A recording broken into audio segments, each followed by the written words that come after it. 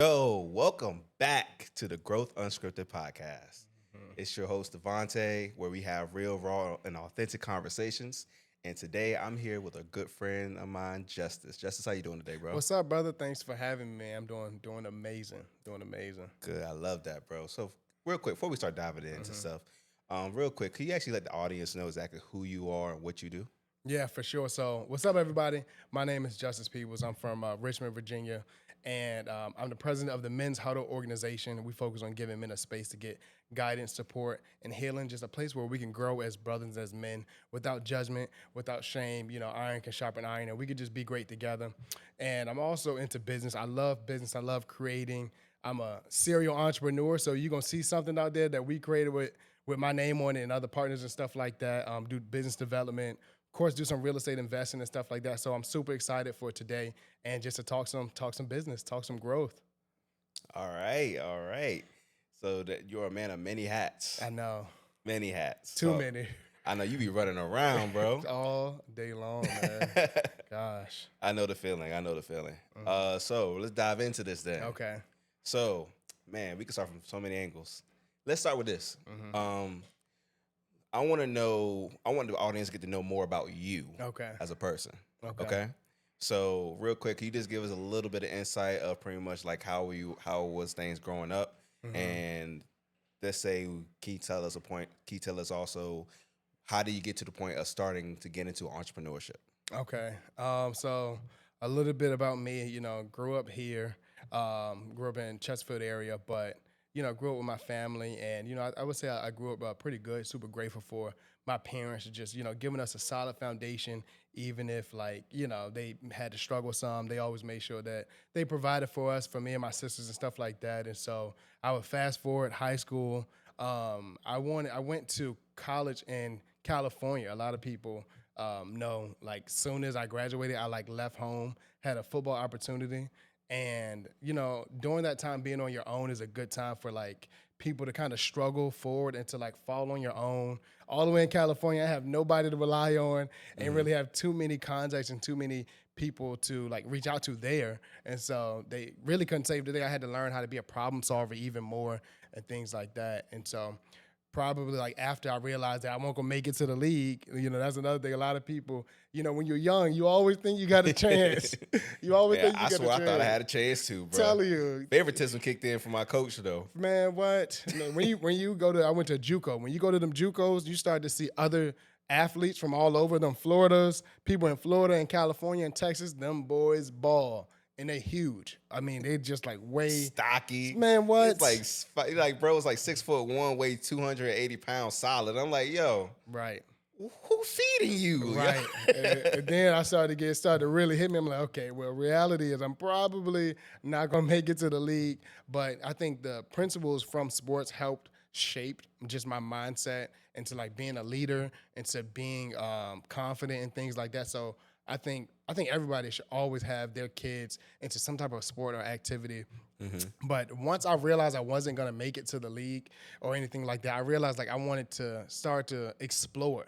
I feel like young adults go through like an exploring year, whether it's like right out of high school or post college, or even during college too as well. There's like a gap period where we're exploring and trying to like search for something a little bit greater. And so after I realized I wasn't going to play football, it kind of hit me like, man, what else is out there for me? Like, I'm young, like 19, 20, you know, what else is out there for me? And I came back home to be like mentored under my dad and some other professionals, some other like business people. And, you know, I was like, yo, and told my dad, hey, show me the way. I'm going to shut up for a whole year. I just want to listen to you. We got to do that sometimes. I ain't going to lie. We got to shut up and listen to the people that's kind of where we want to be. And we have to humble ourselves and do that. And I did that for a year, and I grown so much. I was like, it like molded me into figuring out what I wanted to do next. And so I did that for a year, and that was the start of my entrepreneurship journey. Just being under my father and under other people that are doing things that I want to do. Right, whether it's like being able to make money and make a lot of money, not just working a 9 to 5. And there's nothing wrong with a 9 to 5, but just wanting more. I always am somebody who wants more and wants more for like everybody else around me as well. So that was kind of my spark moment. Okay, I love it. So so pretty much, right? You said you was, of course, like you said, you was trying for sports, got into football. You're hoping that was something come out of it, Right. But when reality set in, you realize like, dang, this is not gonna be the cards for me. So then it's like, okay, what can I do next? Facts. So when you started talking with your dad, and you started working with your dad or learning from your dad? I started learning from my dad. My dad actually just had a stroke, probably maybe a year before I came home. So he had a stroke, and so he couldn't even work anymore as well. And so, my dad, he from the street, so he he got a hustler mentality to him. And so he just was like showing me like different principles of business and of like entrepreneurship and money. So learning how to not just add and subtract money, right? Because everybody do that with a 9 to 5. And with any job you get, you add, you make money. If you ain't got no dollars, if you broke, first thing you got to do is add and go get some money, right? And then after that, you would subtract your necessities, right? House, phone bill, car note, paying for whatever you got to pay for. And I feel like a lot of people get stuck at that adding and subtracting. But when I started to get mentored and coached by the people that coach me, they taught me how to multiply money. What does that look like, right? I was like, multiply money, like, okay, stocks or whatever. You hear multiply, you hear multiplication. Forex, you hear that stuff. Trading, yeah. But it's way bigger than that. It's about learning how money multiplies and learning how to invest in different things that can be tangible. Like real estate is tangible, right? Everyone hears that, but what other things can you invest in? I can invest in a business, right? I can invest into yourself. What does that look like? Reading books. Oh my gosh. Black people do not read. And a lot of us are stuck and we don't have keys to doors that we want to unlock because we don't read. Why do you think that is though? We were never taught reading as like a priority in our households a lot. So they glorified, and this is no disrespect to anybody, but like glorify like the sports and the athletes and the music, right? Those are things those are our culture stuff, but they never put so much emphasis on the educational side because a lot of them, I don't want to say they weren't taught, but it just wasn't that emphasized in our households. And so that's why a lot of people can't really read that well, can't really write that well. And so it wasn't taught at all. But I had this one day, this man came to me, he said, this old guy, he was like, listen, I'm going to be honest with you. If you want to hide something from black people, put it in a book. And I took offense to that day. I said, you're not talking to me, saying you're not talking to me. And from that day forward, I started to pick up a book. And one of the first books I picked up was like Rich Dad, Poor Dad. And everyone hears that all the time. But like when you read the book, it's not about a poor person and a rich person. It's about different styles of living. And the poor person, the poor dad, quote unquote, the poor dad, he wasn't actually poor. He had a college degree. He had, a good job. He had a nice house, white picket fence.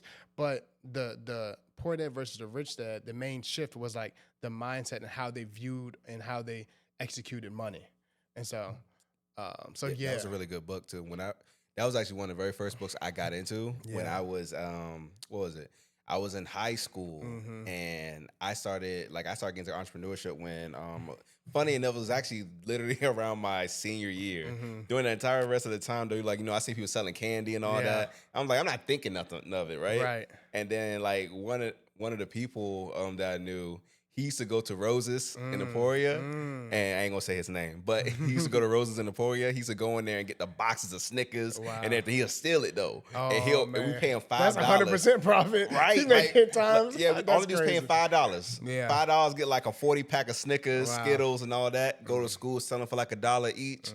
Bro, there was one time I made like $300 in 1 week. I was like, that's some good money in high school. Right, that's good money. If you make it $300 in high school, that's good money. Right. And I was like, yo, why are more people not doing this? Right. So I started getting more into entrepreneurship, and then I started reading into Rich Dad Poor Dad, Think and Grow Rich, and stuff like that. And even from my perspective of the story for Think and Grow Rich, no, my bad, Rich Dad Poor Dad, it was definitely the part of we start getting into more the real estate aspect of things. And learning more about the equity, learning more about property value and how you can put your money in to get it back. So good. Right? Yeah. So that was a really big thing for me. So when you started getting into this stuff, right? Was you at a time though in your life where you was like, oh, I'm gonna be a millionaire by 2 weeks from now or something like that? How did that what was your mindset during that process? And tell me when you was going through this type process, right? Yeah. What was the point when was a realization part of the entrepreneurship that kicked in for you that you had to realize? So good. Great question. Man, honestly, I feel like a lot of people have a false expectations when it comes to you trying to be an entrepreneur and what it takes. And I was 100% that guy. I'm like, listen, by 25, I'm gonna have my parents retired. I'm gonna be good. I know the house that I want, the cars that I want to drive. And someone told me this quote. They say we overestimate what we can do in 1 year, but we underestimate what we can do in 5. That's deep. And yeah, he told me that, and I was like, it made me think about things different. And so when I first started off, I'm not gonna lie, we have a lot of entrepreneurial goals. I had 5 businesses I wanted to start at one time. And at one point I was focused on all 5 of those businesses at once.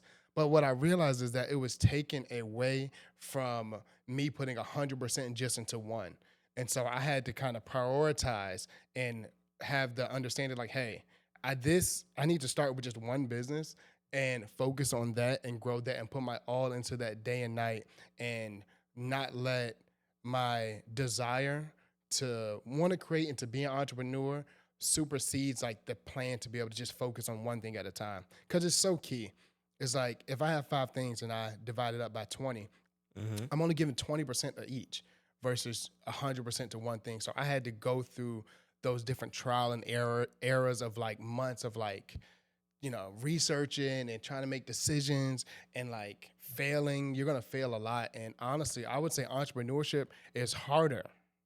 It's probably one of the hardest things that I had to do, being an entrepreneur. And so that journey and that destination is something that you got to be committed to for the long term, right? And I'm gonna say another thing there's another thing that we don't do a lot. And I only know this because of my own experience and from seeing people and coaching people myself and talking to them. Of course.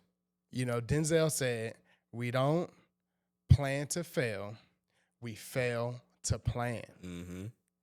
He said, we don't, I'm not gonna say it again because I can't. I said it right the first time. I'm not gonna say it twice. I ain't gonna start messing up now. I ain't gonna start messing up now. It was good. But I say that to say is that when you set out to be an entrepreneur, you have to plan out your success. Think about it. How can I plan how to win? Right? What do those steps look like in my field? And you have to take in. If you don't know the answer, you know what you need to do? Go talk to someone else who has the answer that you're looking for that's in your field. So that's 2 things that we don't do. We don't plan enough for our success, and we don't go talk to other people that's doing what we want to do. And even investing time into them.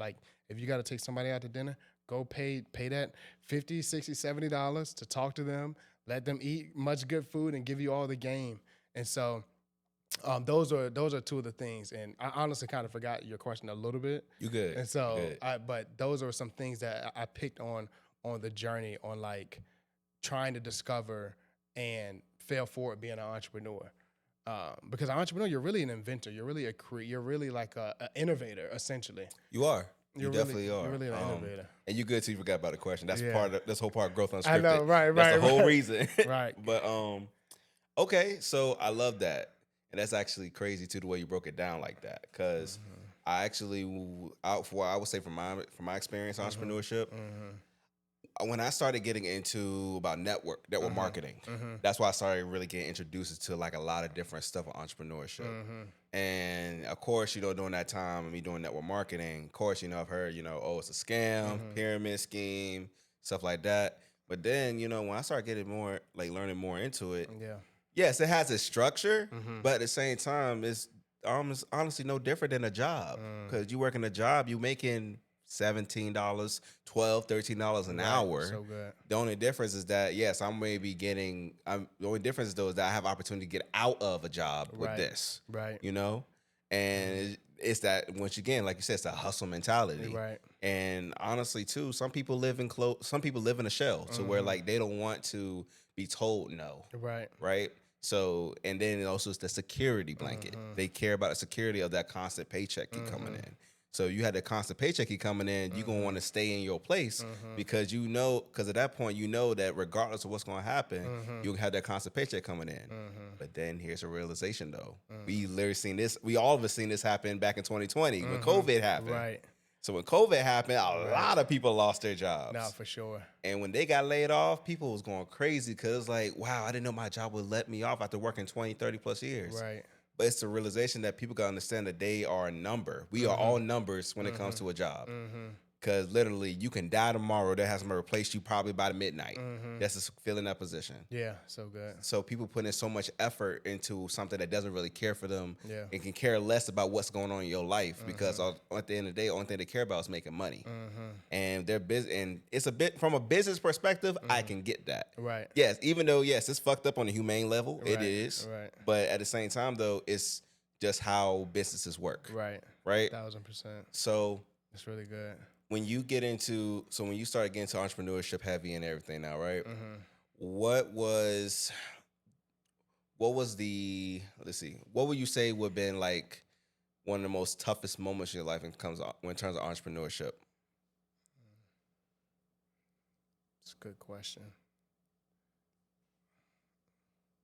I would say probably like starting like the first business and like seeing it all the way through to the point of like your version of success, because success can be different. But I would say that first initial, you got to break the wall first. Like you got to break the wall with entrepreneurship, whether that looks like, you filing the right paperwork and documents or whatever. It looks like you getting your first clients, right? I tell people in entrepreneurship, I say, I don't care how much paperwork you got. If you don't got no clients, you ain't got no business.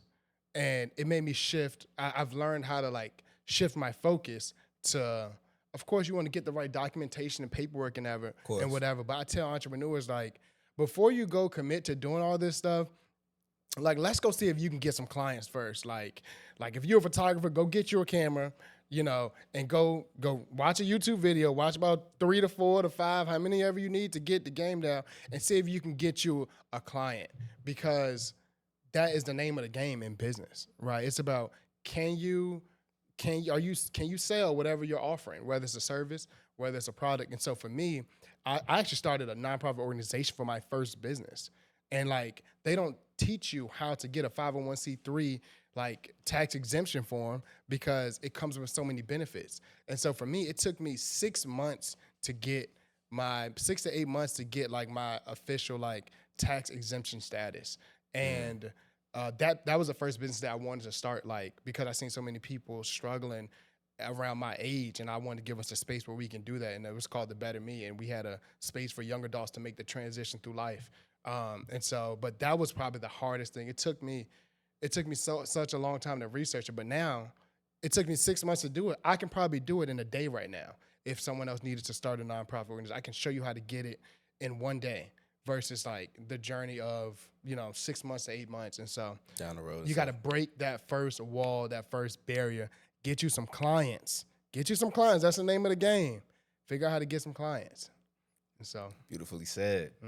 So now, before we continue, I want to ask you a question. Okay.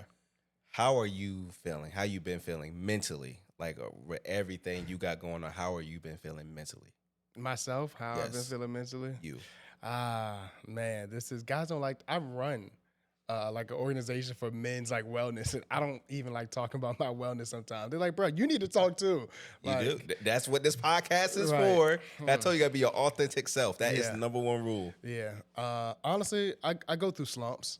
I go through different like mentally and like emotionally, like where it's like heavier. And so probably like the summertime was like a really heavier season for me, mentally and emotionally, because it was just so many just different things that I'm just taking on as like a man, as a leader, as an entrepreneur, as a fiance, as a president of the organization, of like, you know, running my business, helping my fiance with her business, and then still trying to like do family. And so I didn't believe in work-life balance until I broke down into tears one day over dinner. It's like, something's wrong. I can't do this. I wasn't taking any like self-care or personal time. And it was me and my fiance, and I broke down at the table, just cried out. And I was just like, you know, I don't know what's going on, but like I don't know if I might have had like a small like panic attack or anxiety attack, but I just broke down. And I realized that like being an entrepreneur, you have to have that work-life balance. And so I'm coming out of a season, maybe like even like as early as like last week. You know, last week I felt like was my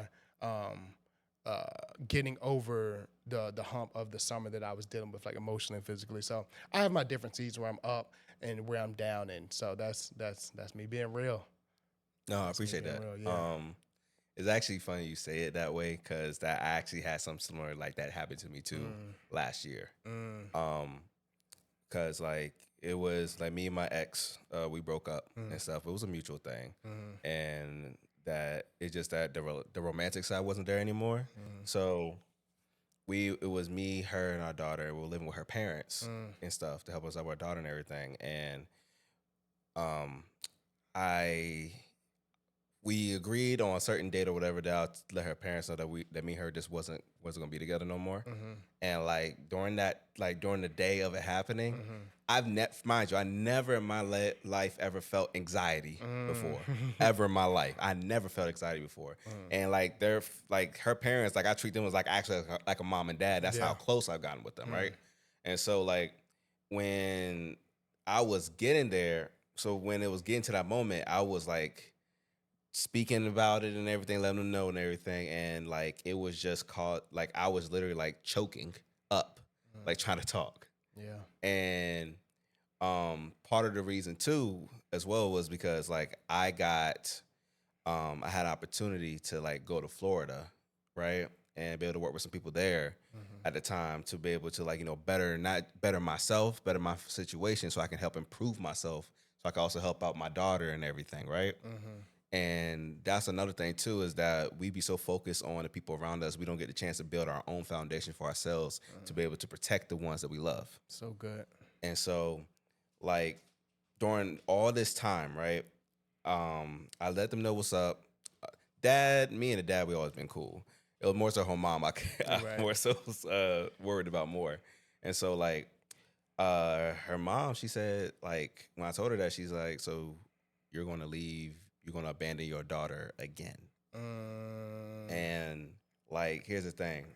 During all my times, right, in my life, like during the process of me having our daughter and everything, like I've had my ups and downs. I've had moments where people, even my own parents, my own family, have told me like I'm abandoning my daughter, and even they like question a lot of crazy stuff. But they were saying like I abandoned my daughter. They also say too like I'm not putting enough effort in. I felt like I wasn't putting enough effort in and stuff. And people who just have doubts that I'm going to be a certain standard, be a certain type of father for her. And so when I started getting more, like when I started like thinking about all of that, and then her mom telling me that, it just honestly just caused me to break down crying. Because at that point, it made me feel bad, because I'm trying to let them know that that's not me, because I'm not trying to abandon her, because I know what the sense of abandonment feels like. It's not something that you're supposed to, that's not a good feeling. Especially like coming from me growing up, I didn't have my mom and dad really like that. Talking about going to football, having football games, hoping your father going to be there, and he only lives 5 minutes down the street but never shows. or doing a play as a kid, and you hoping to see your loved ones out there, and they're not really there. And, you know, over a certain period of time, you just get used to it, you know? And yeah, you may get over at that time, but thing is, when you carry on, when you get like, you know, older and older, these things tend to still carry some part within you to where you still feel like that kid again. 100%. And so when you're going through all this stuff, right? Yeah. It's very important. I always tell people it's very important that you focus on your self-care and self-love, and self-improvement, because at the end of the day, yes, we all trying to build a business. We're all trying to grow and become something better.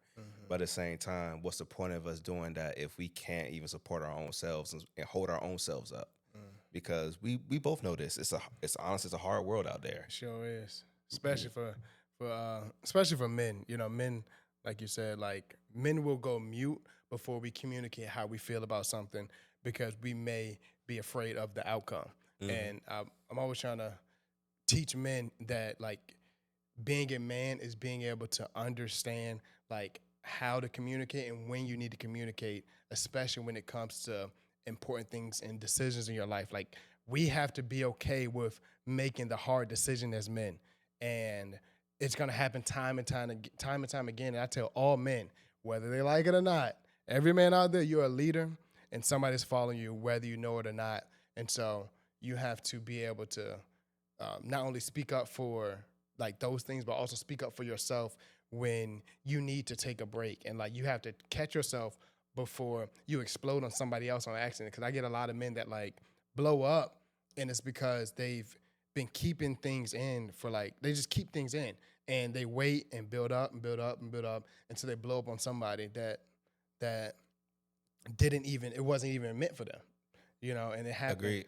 It happens a lot with men. And so tell me, why you think is it that for men that we hold ourselves in so much, and then also like why that we do have like those moments to where like we do like get to that boiling point that we just explode and just completely go out of character? Well, reality is it's like it was built from a previous generation and like taught us to be a man and to like men don't cry. You know, a man doesn't cry. A man is the head of the household. You know, a man's job is to work, 24/7 and to make sure they provide. But, they never say it's a man's job to make sure that you take care of your mental health, right? They never say that, hey, it is okay for you to cry, and creating those spaces where men can have that, right? And so a lot of times men aren't even safe in their own households.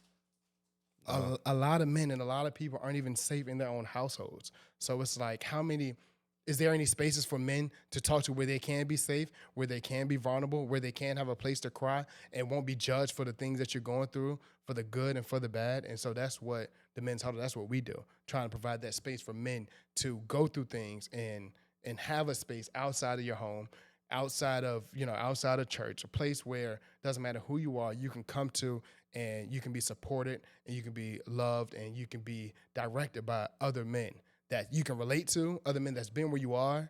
And, no matter what you're going through, whether it's suicide, whether it's depression, whether it's a relationship problem, it's that place where you can be real, 100,000%. Men need a place to be real. No sugarcoating, no nothing, no nothing. Men like to be real, like the barbershop, like the football field, at practice. Like, we can just totally let loose and be real. And so there's not enough spaces like those for men. And I think having spaces like those help create an avenue for men to go seek other support, like therapy, right? Because therapy has a bad rep from the name, but it has a bad rep for the name. Just because you say therapy, I don't need to go to therapy. I'm good. I'm fine. What you judging me for? Look at yourself. I don't need to go to therapy. Not only that, I'm not going. You go with your lady one time because she tell you to, but you don't really think about to go for yourself. And another thing is guys that go to therapy may go to therapy like one time and like, man, they had a bad experience. And so I always tell men, therapy is like any type of relationship. You got to have a vetting process with different therapists if you don't have one that you like. And a lot of men, so having to teach men that. You got to teach men these things to give them tools so they can continue to be the best men that God wants them to be. And so I agree. Therapy is definitely important. I've been in therapy a couple years ago. Shout out to Anita. Can't wait to have her on the show.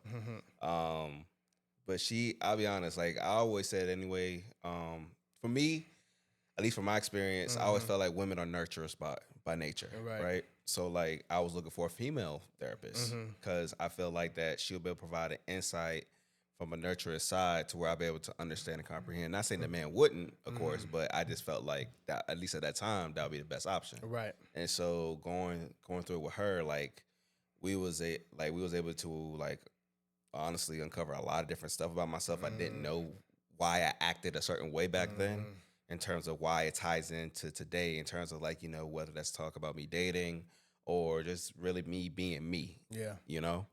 And so I would definitely say that therapy definitely does help. It helps out for you to organize everything, right? Right. Like, yes, so therapy helps you out, organize everything from A to B, right? But now it's up to you to make the effort yourself, though, to get from A to B. Right. You feel me? Yeah. So, like, therapy is great, but definitely be able to put in the effort yourself to make sure to see the results you want to see is the next step. Right. I think that's also another thing why some people don't feel like therapy doesn't work out, because they get the knowledge, but they don't know how to apply that knowledge to help them out. You know what it is, though? What? What you're saying is you need therapy, but you also need a community to go through the work with as well. Agreed. So a lot of times people will go to therapy, and sometimes therapy is good for people, that's all they need. But most cases, people are looking for a community of people to do life with and to grow with, and not the same community you've been doing life with.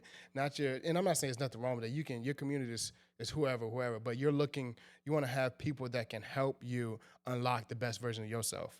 Or what people around you do that. You gotta ask yourself those questions. And so what you're explaining, and to my ears, just all I'm hearing is like, you gotta have community to hold you accountable on your journey of fixing and working on whatever things internally that you're working on. 'Cause support system. Gotta have a support system. Agreed. Outside of just my brothers that, we can go to the bar, we can go get a drink, but can we be real? And we had at one of our sessions, it was about, I think it was in February, it's by one of our another leader, but his name Algernon. He said, a lot of us in this room got a lot of friends and got a lot of long relationships for 20, 30 years, and they don't have any substance there. You got relationships with no substance. Could you clarify that for the audience? So what you mean by that? A relationship with no substance is like, we've been friends, best friends, and doing a lot of things for the last 20, 30 years. And we've been doing the same thing for the last 20, 30 years, whether we're going out to the bar, whether we are, going out to party, whether I only see you for sporting events, whether I only see you, for a birthday party, right? You got these friends, but when you hit that rock bottom, you get to see people for real when you hit rock bottom, right? Yeah. When you hit rock bottom, is who's there for you when you're doing that time. Right? And that's the substance, right? When I'm going through relationship problems, when I'm going through an illness, when I'm going through spiritual battles, when I'm going through an identity crisis, when I'm going through problems with my kids, right? Who's there for you when those things arise? That's the substance right there. So a lot of relationships are built off of other things that doesn't really have a lot of substance to it. And that was one of the things that we had a conversation about, and we did a little activity and stuff to help exploit that. To like, dang, it made you realize, like, dang, I've known you for 20 years, and we really don't know each other at all. And so, can I ask you a question? Yes, sir. Have you ever thought about suicide in any part of your life? I feel like that. Thinking about suicide, I feel like we have a lot of thoughts in our head, right? I think the brain has like I don't know the number. I'm going to guess like 10,000 thoughts a day, right? It might be lower, probably lower, but anywhere between, 2 to 5 to 10,000 thoughts a day. And I've I never thought about suicide to take the action, but I thought about suicide and like feeling that nobody's gonna care that you leave. No, not that. Just like, if I wanted to, I could, And so I wasn't thinking about suicide in a sense like I want to commit it, but a thought of like, man, it is easy to do it if I really wanted to, right? And so I was going through a period in my life. I tore my Achilles, and this is probably one of the worst pains I've ever been in. I had surgery, and I suffered like nerve damage, like really, really drastic, bad nerve damage because of they hit some type of nerve, and when they did the nerve block, and it messed me up to the point where I couldn't even imagine only being able to sleep like 15, 20, 30 minutes a day for like 2 months. Like my doctor said I was on the verge of having a stroke because of the pain that I was going through. And I went to so many hospitals. They said you can't really do nothing about nerve damage, right? And I feel like during that time I was like a really, really dark space for me. And I never thought about suicide, but I knew if I wanted to, like I could, if that makes sense. Like I'm not saying that I thought about it. You're capable of doing it. I'm capable, and I can see how people can bring that thought on with the different things that they go through, right? And that's why I always tell people, and Suicide Awareness Month is coming up too. It's actually next month in September. And so all the people that's like thinking about it, like the world is better with you in it, and just go talk to somebody. Like you can talk to me, you can call me anytime. My name is Justice Peebles. You can look me up. I'll respond, and we can talk through anything. And I think that community is what's lacking when people are like on that journey. Like there's nothing too bad in this world that can't be solved with a community.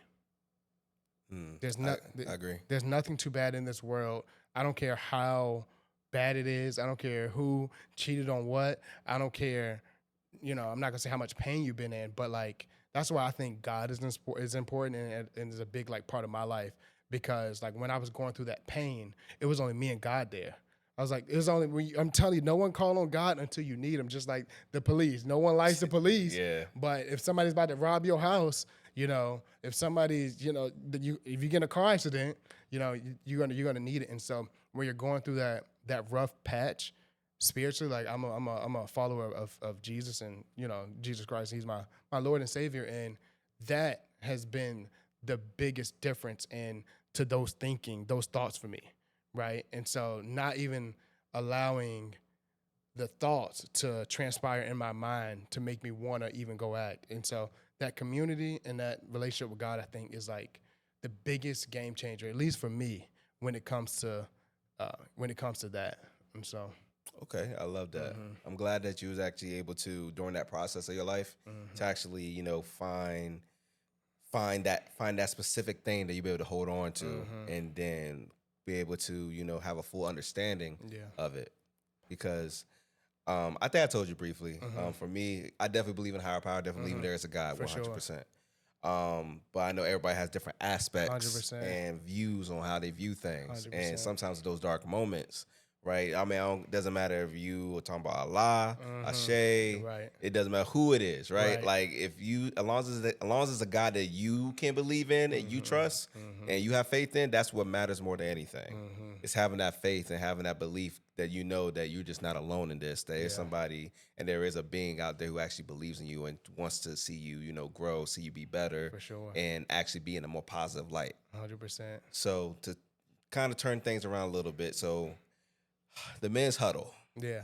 So, could you give me a little bit more information about like what's that about and why you even started in the first place? Honestly, the men's huddle, it wasn't even started by me. It was started by another individual, and I just kind of picking up the torch next. I started a few organizations beforehand, and I have the experience, and I understand how to run an organization, but bigger than that, like I love people. And I love to like help people get to their best self. And so with me, whenever you see me, and if you want to be around me, I'm letting you know like I have not a high standard, but like we're gonna hold each other accountable. We're gonna hold each other accountable straight like that. Like, like how you doing today, check-ins, like, making sure that you're holding me to the things that I say that I want to do, and vice versa. And that's how, like, that's why I love, I just love people, because people can go from like zero to like hero. You know, it's so many people that has came from nothing to become something. I want everyone to be able to tap into that growth, right? How do you tap into that person that you're always meant to be?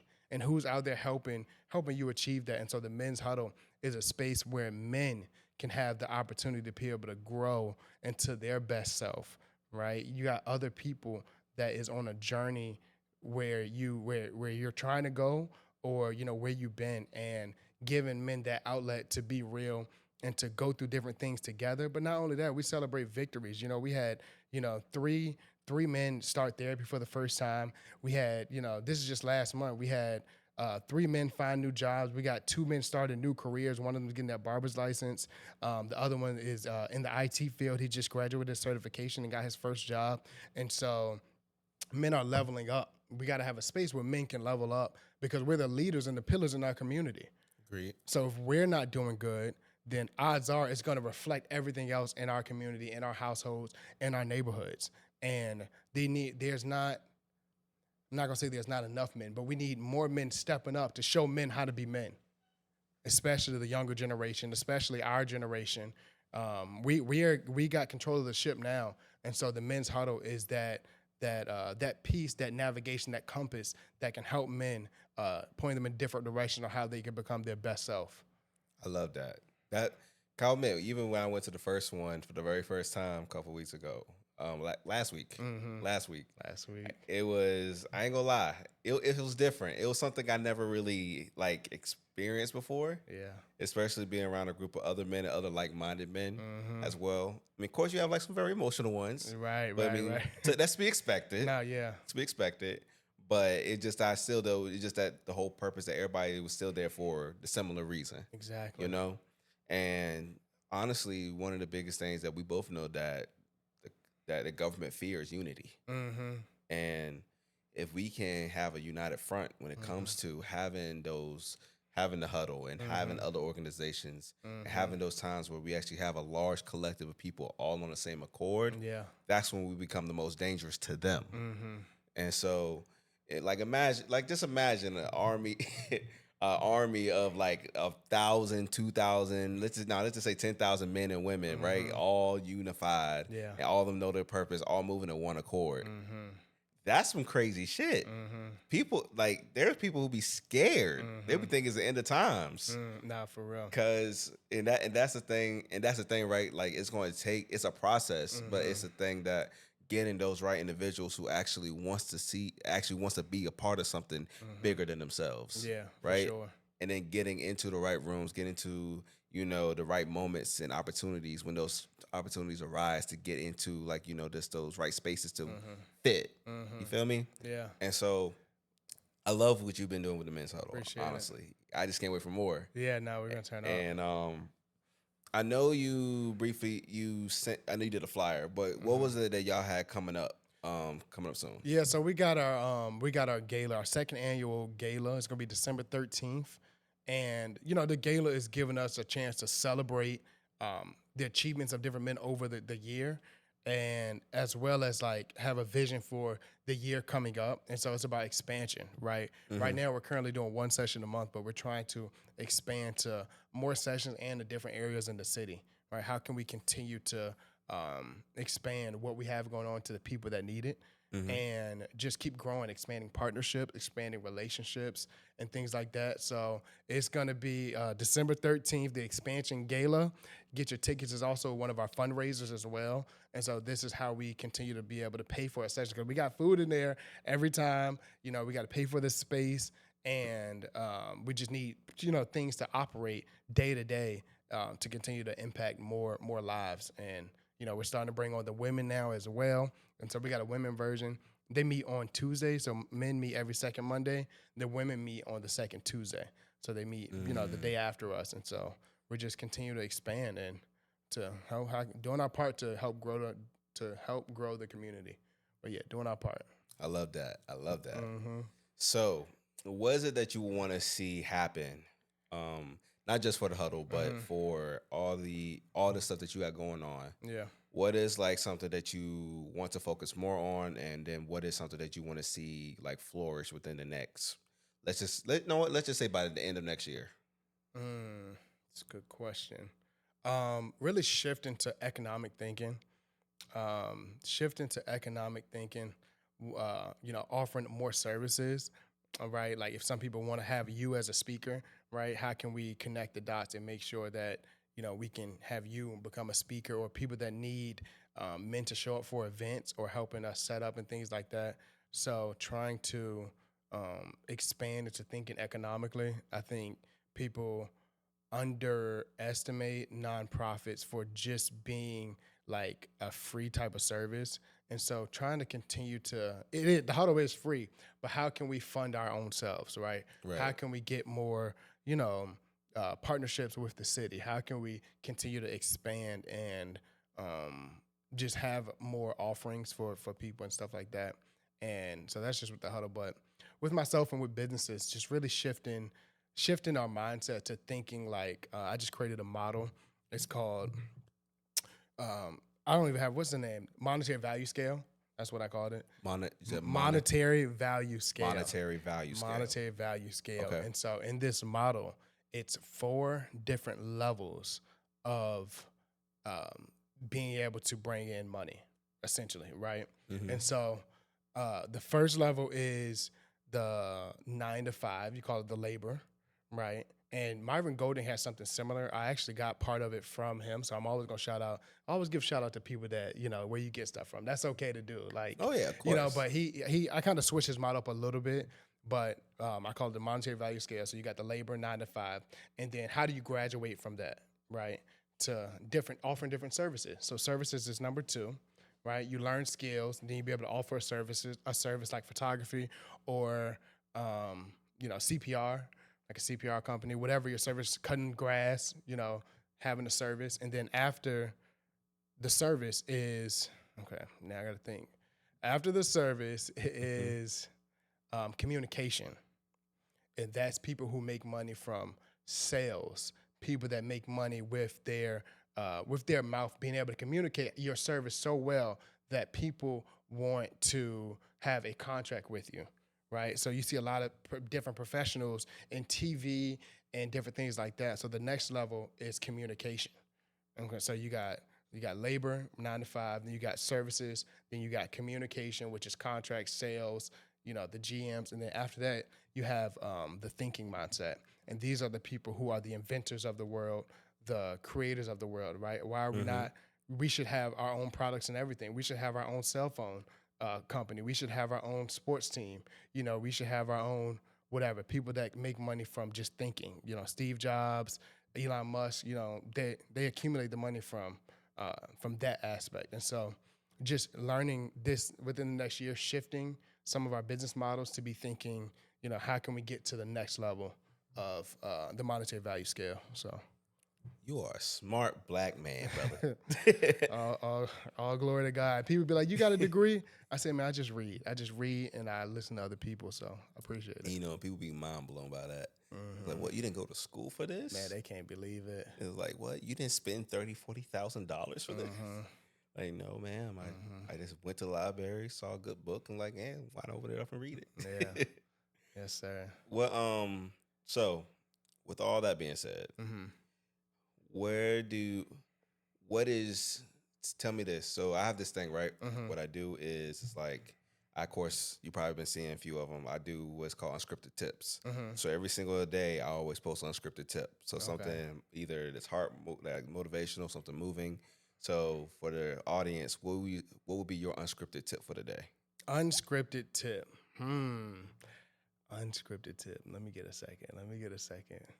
I got you. Unscripted tip for the day.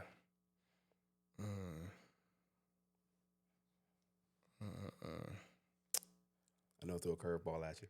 No, you're good. I just I always try to be mindful of I was just trying to be mindful.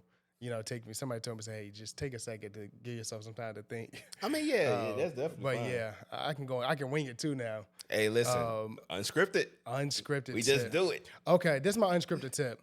And My unscripted tip is sometimes you're going to have to do both. You're going to have to do both, especially as an entrepreneur. And so my entrepreneur is not going to want to hear this, and I don't really care so much because I'm going to tell you the truth. I'm going to be 100, and you'll thank me later. But like the unscripted tip is you're going to have to do both. Sometimes you might have to work a 9 to 5 to get to your destination in your business, right? Sometimes you may have to work a 9 to 5. You may have to work 5 to 9 on your business. And I know a lot of people that quit their jobs to go pursue 100% like an entrepreneurship space. And I'm gonna say 90% of the people are not hustlers like that to be doing that. And Robert Kiyosaki said that like he stayed at his job until he was able to fully fund and fully be able to go 100% on his business. So sometimes, y'all, you got to do both. Take it from me. I'm still at my technically 9 to 5, even though it's not 9 to 5, but I still have a full-time job as well as doing all these other things. So it can be done. You just got to be able to sacrifice. You got to be obsessed with what you want to do, and you got to put time in to learn your craft. So that's my unscripted tip for the day. Well said. Well said. Thanks. So before we close this off, okay. So I have this thing. You're going to be my first guinea pig on this. All right, that's cool. Let's go. That's right. So these are what we're going to call rapid fire round. Okay. So pretty much all I'm going to do is you're going to tell me the first answer that comes to your mind when I read you these questions, okay? Okay. So one book every man should read. One book every man should read. You said rapid fire. I'm going slow, huh? One book. I got like 10. Gosh. Need one. Probably the Bible. The Bible? I'm going to say the Bible. Okay. I'll say the Bible for spiritually. And then the next book I would say, because the Bible has tips for everything that you need. Even if you're not spiritual, even if you don't believe in whatever, if you read it, you can find tips on how to do business, right? You can find, but I'll give you another book. I will also say, go ahead and do Rich Dad, Poor Dad, because your mindset and it'll change, like your thinking has to be different as an entrepreneur. So you got to know what those two sides look like. So those are my two.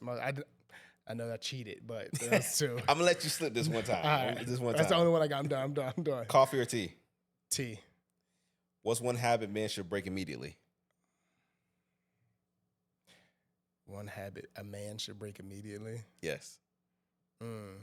One habit a man should always be quick to listen and slow to speak. So sometimes men respond too quickly. So the habit would be like being patient. So the habit to break would be not being patient, if that makes sense. Or no, it does. You just said that because we're doing a rapid fire round to give you a reason to speak slow. That's what that is. I know. I'm trying to think. I don't know. Go to bed on time. Go to bed on time. Okay.